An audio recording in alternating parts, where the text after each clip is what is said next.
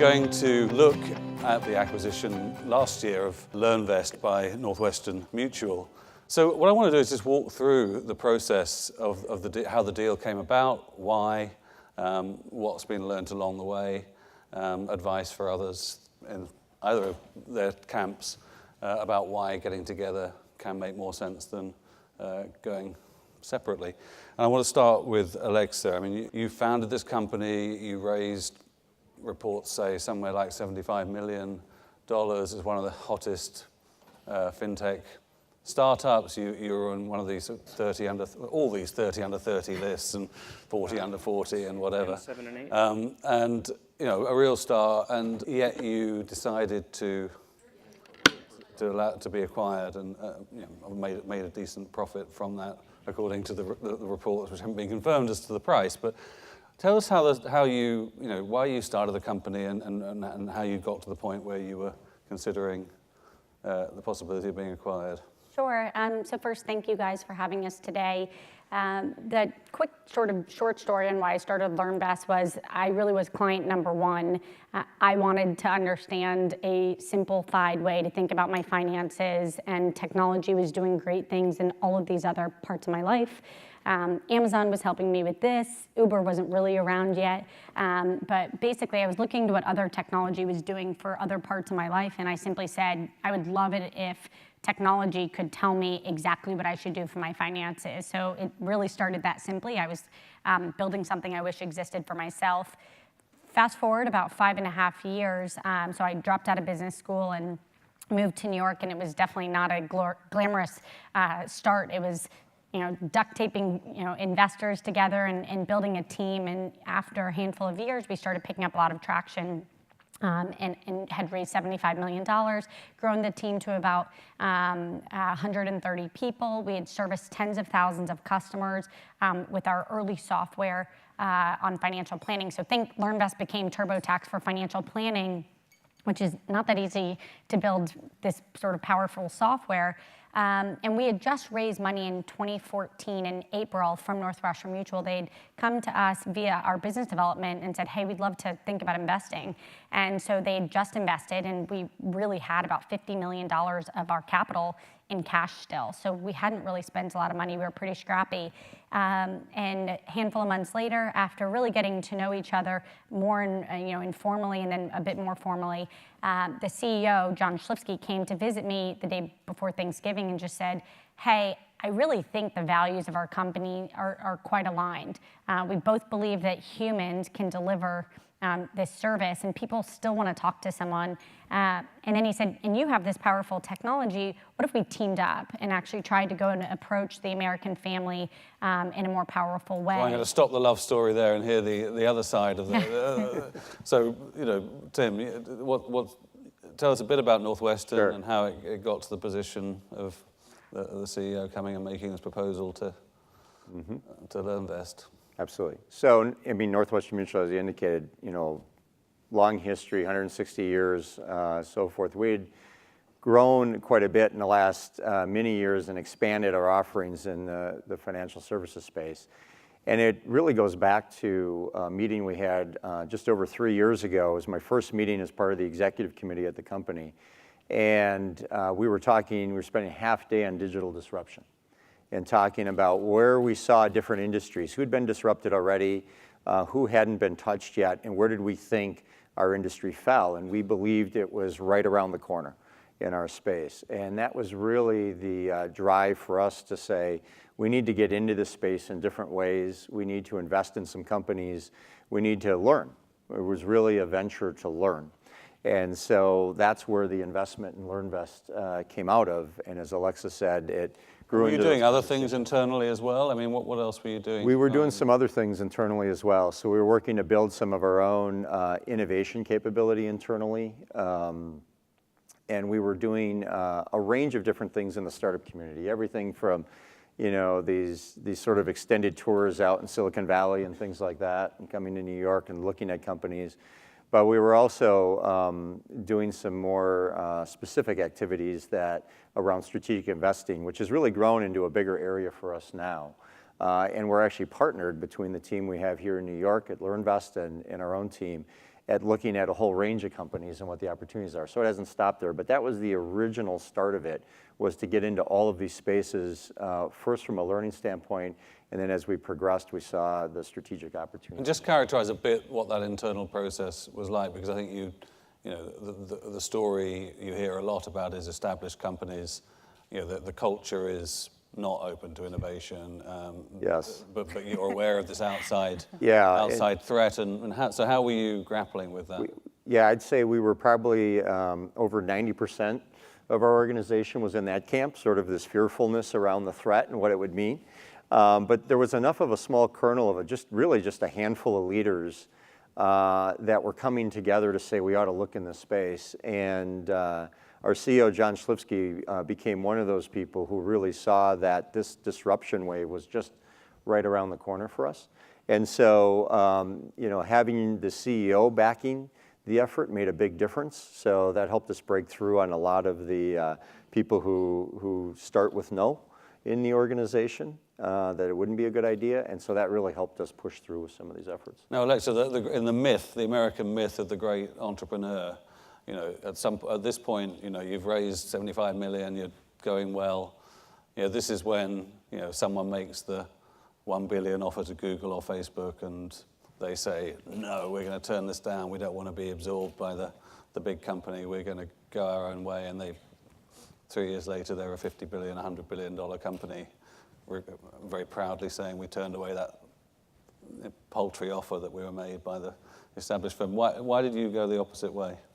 So I think two reasons. One, my board was pushing me more of that camp, but they wanted you to turn it down. They had their own questions.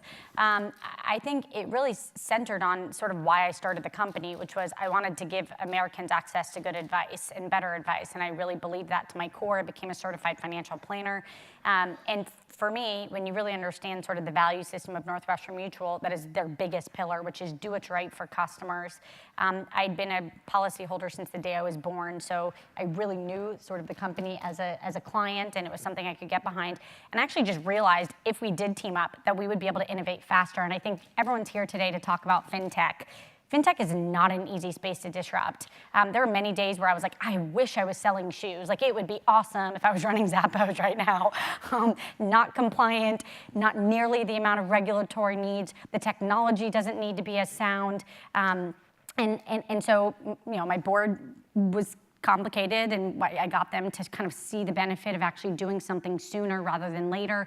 And it was because it was Northwestern Mutual. We had other interests and other opportunities where I was way less interested. But it was because actually the goal was, how do we take the software and how do we get it to our 5 million customers and the 500,000 people we give a plan to every year? And the fact that we could actually digitize that and do it faster and use data in a better way, it was a marriage kind of made in heaven in many ways, and I don't know that if it was a different company, we'd be sitting here telling this story. So what was it that convinced you, above all else, that it was, it was a good step to take? So this is a good testament to Tim, but our due diligence was 4 months. It was no joke. It was not like a 30 days. Our lawyers were pushing 15 days. That was just laughable. It did not go in 15 days. It was 4 months. And a testament to Tim, one day we went to McKinsey, who was kind of running jockey alongside this, and we sat in the room, and the agenda was nothing. It was just to talk, really get to know each other. And, as like a tired entrepreneur, part of me was like, man, I wish we had we got to get stuff done. And it was really about really just trust and getting to know each other and understanding why we would both do this. And it was one of the things Tim really led around. This is going to be a deep partnership. We're going to have really rough times, and I'll let him talk a bit more too. We had guiding principles that made this possible. So Tim, what was the big challenge for you? I think the big challenge is just this idea of, one, clearly very different cultures. Core startup culture at LearnVest, long traditional financial services company, East Coast, Midwest cultures even played into this. So we had very different cultures to take on. And one of our guiding principles that we established very early on is that integration is messy. And we had to set an expectation for everybody going into this, that if you're looking for something that's, smooth and there's no disruption in how you're working together and so forth, this is the wrong place to be. So we knew And there was clearly a sense that you wanted integration. So it's not like Zappos being just sort of right. So plonked in Vegas while Amazon carries on in Seattle. And that was an important point. We described that we took the harder path. I mean, when you see a lot of these kinds of collaborations or combinations, they tend to be on one of two extremes. They're either going to be sort of an arm's length kind of collaboration where both entities keep running somewhat independently and you find one or two small places to do something together. Or you see this complete absorption that happens on the other end of the spectrum, and the innovative startup company kind of disappears within a year or two after the deal. And in our case, we were very deliberate to want to pick this hybrid path down the middle. And it is the harder path, and it requires a lot of balancing. And Alexa and I spend a lot of time talking just to make sure our organizations are staying in balance as we go through this. And even simple things like the words we use, while we think they mean the same thing, oftentimes they don't mean the same thing to both groups. What would be an example? When you talk about even saying something like, well, this goes to engineering, what does engineering mean? Between the two organizations, and how is that defined, and what does that constitute? Can be different things between the organizations. How we think about data and what it means to use analytics can be different in people's minds as they work through it. We've gotten to a point through a lot of hard work where we have a lot of blended teams now, and those teams are really working great together. They've gotten on the same page, and they're really representing kind of what we describe as a third culture that's emerged. It's neither Northwestern Mutual's culture nor purely LearnVest culture. It's a combination of the best of both is one of our goals. But within that, there's still a lot of people who haven't had a lot of chance to work in this space, particularly Northwestern Mutual. And so as we started out on this journey, we had to establish some guiding principles. And one of the things that really came out, and it's one of the phrases we used early on, is we had to be careful as the larger company. And we're a very relationship-focused company. We have long-term employees. We have long-term relationships with our advisors in the field and so forth. We had to be very careful we didn't hug LearnVest to death, because we could have descended with hundreds of people every month coming to meet LearnVest and get engaged and not swamp them in what they were trying to do. So there were a lot of things that helped guide us along the path, but it's still today a delicate balance.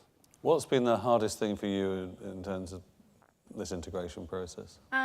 Okay, so one thing I just want to say, because it's something I think we're both really proud of, at this point about 80% of the team is still retained. The entire management team is still retained, and it's not because of a lockup, it's because we've been so deliberate about making sure everyone really wants to do this work. So I think that's something I'm really proud of.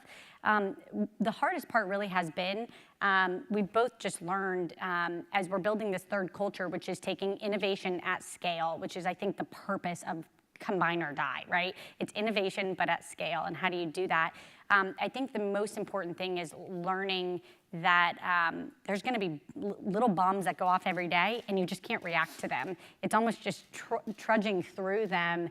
I think that's probably one of the most important things because it is so messy. And if you use that as a guiding principle at times, and the one thing we've just said that is kind of, we will not miss delivery dates. And that kind of is the guiding principle of at all costs, we will push this code by these dates and do these things. And sitting here a year and a half in, we've hit every date and actually are picking up a lot of speed. And so I think that's the thing I'm most proud of. So you mentioned lockup though, and I mean, I guess one of the things about a startup is the equity culture and so forth. You attract great people with equity, and you've been acquired by a mutual. I mean, how does that play into what have you had to do to keep staff? I actually think the best part about this is that it is a mutual. And I think that's one of the things that is one of the biggest advantages of Northwestern Mutual is that they get to think in a decade, and they don't have to worry about a quarterly earning or next year, and it allows us to do things right. And so that was one of the other kind of big reasons why we did this, and I'll let Tim sort of expand on that, but that is one of the biggest strategic benefits, I believe, of Northwestern Mutual. And I think it's one of the things that baffled people who weren't part of this whole thing that we did between our two companies. We kept getting questions from outside parties like, what do you expect in 6 months and in 1 year? And we certainly had some delivery things we were shooting for early on, and we've hit those.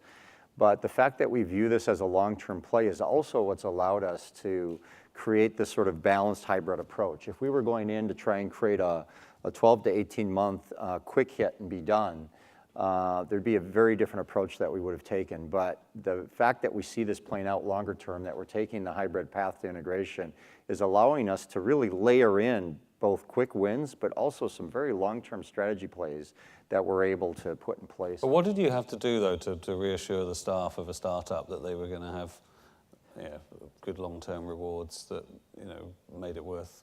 I think one, we created a lot of transparency around what the long-term comp structure and reward structure is in the organization, and there were some nice perks that came along with it. When you're the scale that we are at Northwestern Mutual, there's a whole bunch of things that's hard for a startup to offer.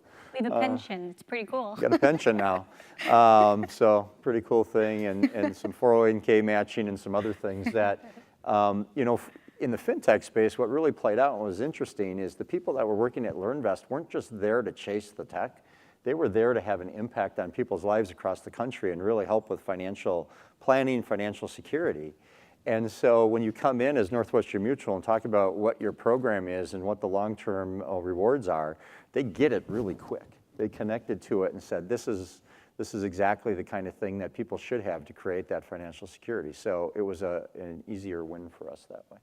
And as you look out at the fintech scene today and some of your competitors that didn't take this path, I mean, is there any regret on your part that you could have been out there independent and still?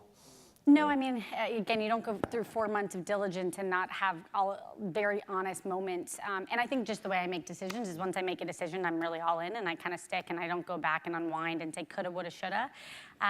So no, there really hasn't been any regret. And again, I think it is a testament because it's going well. So one thing I do think about a lot is 9 out of 10 acquisitions don't go well.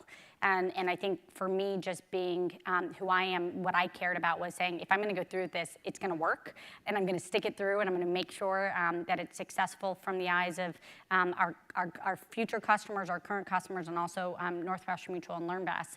And so I think just the bar that I wanted to set for myself and the team was really high, which is it has to work. And I think when you kind of commit that way, it's sort of hell or high water, you're going to make it work. So no, that's kind of how I've approached it. So do we have any questions from the audience? Or is there someone in the middle there? If you'd say who you are as well.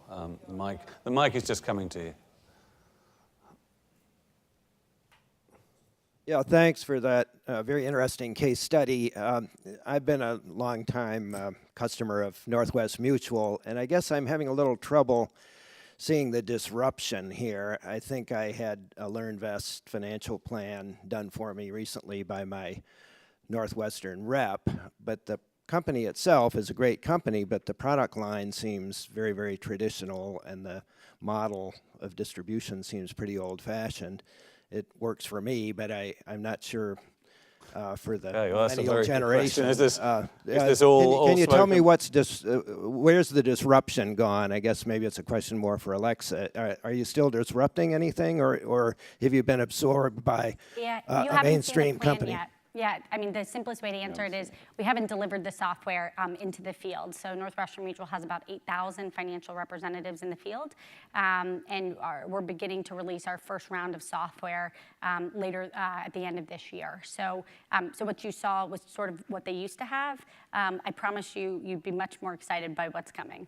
So absolutely. Yeah, we did the really quick wins to elevate sort of the online and digital experience for our clients around our mobile app and so forth. But the bigger piece that's coming is the piece that was the real early attractor to us, and that's what we could do around planning and that whole piece. And has there been much resistance from the existing staff to? I mean, surely there has been. I mean, how have you managed that?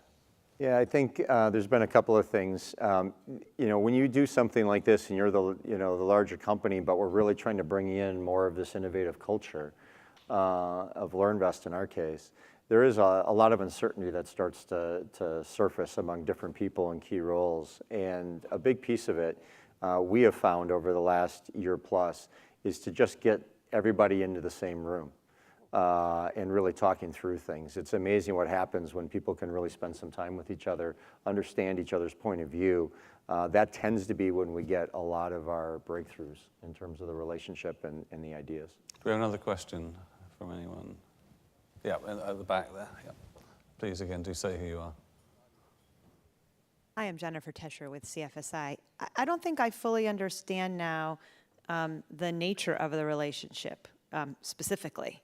So to the degree that you're able to describe it, that would be really helpful. Like, are you just now completely internal to Northwestern Mutual? Are you able to go direct to your own customers?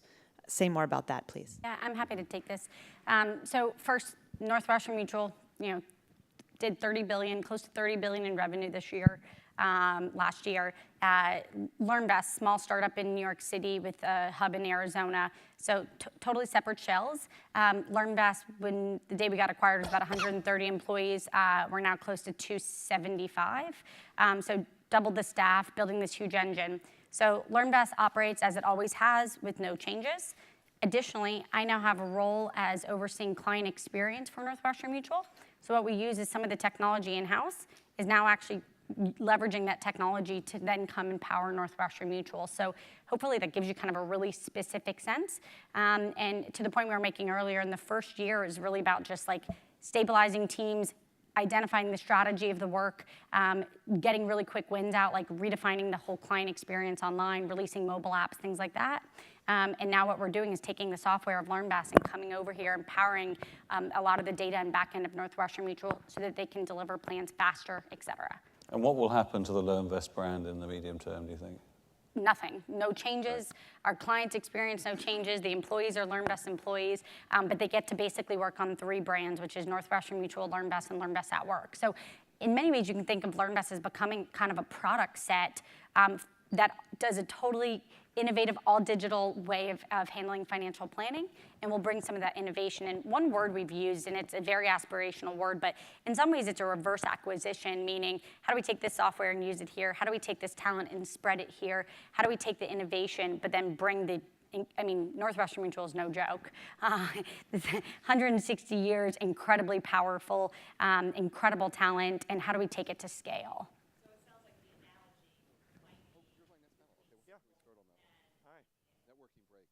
Yes, that is a great example. In what sense? Just spell that out for people. In the sense that BBVA didn't want to kill Simple's innovation, but wanted to use the technology and allow Simple to continue on.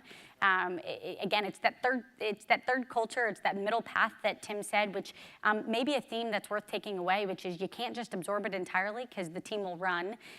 You can't totally leave it alone because you don't get the innovation. So it is about really threading this harder acquisition. And we joke every day we're like living inside of a business school case study of how the heck do you make this work? And this was obviously a theme that came up in the previous panel. I mean, this sense that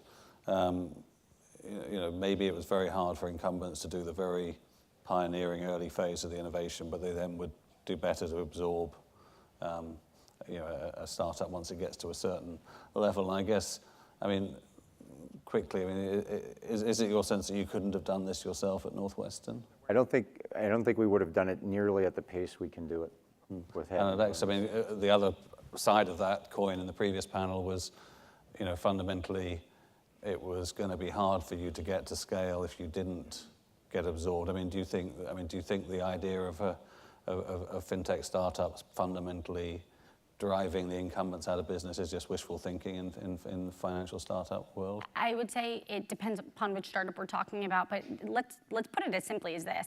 LearnBest, fighting tooth and nail, doing everything we could deliver 10,000 financial plans in a year. Maybe the next year we could get to 20,000. Within 2 years, Northwestern Mutual can deliver 500,000 plans, and we could step up and get to that scale. I think sort of the math that went through my head was for me to get from here to there could be like 4 or 5 years of incredible focus and hard work, and we could actually go help people faster and get Northwestern Mutual to go from 500,000 to 1 million. So we're almost at the end of our time, but I just wanted to ask each of you, one piece of advice if you're sitting there in a 160-year-old financial institution looking at this disruption and thinking, should I make an acquisition? What's the question? What's the piece of advice you would give? I think the piece of advice is you have to get into this space. Whether it's an acquisition, that may not be your first step, but you have got to get into the startup space. You've got to connect with these companies. You've got to use it as a significant learning opportunity. There is so much going on in the fintech space that if you aren't part in embedding yourself in some way into what's happening in that space, you're missing out significantly. And Alexa, your advice to anyone who's in a fintech startup? And I would actually just say, if you're going to go forward with any sort of acquisition or combination, I do actually think it comes down to who the people are. It is not just can we take the technology and make it work? I really do think that one of the reasons why it's so successful and it's working really well, and we're picking up even more momentum into our second year, is because the people are that committed. So. And what was the moment that for you really crystallized that you felt you were dealing with people that shared your values? There were probably 3 or 4 in that 4-month period where we literally sat in the room and we talked about the sort of the value system of Northwestern Mutual and how they'll pay out policies even when someone didn't sign the paperwork. And you realize it really is about how do we protect a family. And that's actually the roots of how the company was formed 160 years ago. So, and then you realize just the power of, if you step back and look at Northwestern Mutual as a company, it's one of the most well-respected, the best earnings, the best ratings. And when you meet the people, you realize, again, it's the real deal. So.